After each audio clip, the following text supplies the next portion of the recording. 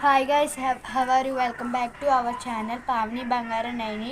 ఈరోజైతే మేమైతే బయట నుంచి ఫిషెస్ కట్ట అవన్నీ తెప్పించుకున్నామండి. మీకు చూపించుకున్నాం.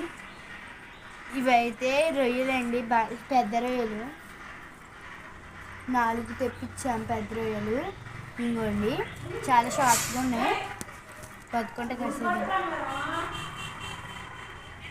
ఇవి చిన్ని కొరిమేళ్ళు, చిన్ని అండి. చూడండి, ఇట్లా ముక్కు చూసారు గడ్డలు మీసాలు ఎలా పొడుగున్నాయో, బతికింది.